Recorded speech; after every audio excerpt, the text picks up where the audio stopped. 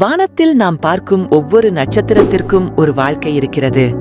ஆனால் ஒரு நட்சத்திரம் தனது வாழ்நாளை முடித்த பிறகு என்ன ஆகும் என்பதை முதலில் கணித்த இந்திய விஞ்ஞானி யார் தெரியுமா? அவர்தான் சுப்பிரமணியன் சந்திரசேகர். 1910ஆம் ஆண்டு பிறந்த சந்திரசேகர் இளம் வயதிலேயே விண்வெளி அறிவியலில் அதிக ஆர்வம் கொண்டிருந்தார். 1930ஆம் ஆண்டு உயர்கல்விக்காக இங்கிலாந்து சென்று கொண்டிருந்த போது ஒரு கேள்விக்கான பதிலை தேட ஆரம்பித்தார். ஒரு நட்சத்திரம் தனது வாழ்நாளை முடித்த பிறகு என்ன ஆகும்? பல ஆய்வுகள் மற்றும் கணக்கீடுகளுக்கு பிறகு எடை குறைவான நட்சத்திரங்கள் ஒயிட் டுவார்ஃப் ஆக மாறும் என்றும், அதிக எடை கொண்ட நட்சத்திரங்கள் சுருங்கி பிளாக் ஹோல் ஆக மாறக்கூடும் என்றும் கண்டுபிடித்தார். இந்த மாபெரும் கண்டுபிடிப்பே இன்று சந்திரசேகர் லிமிட் என்ற பெயரில் உலகம் முழுவதும் அறியப்படுகிறது. ஆனால் ஆரம்பத்தில் அவரது கருத்தை பலர் ஏற்கவில்லை.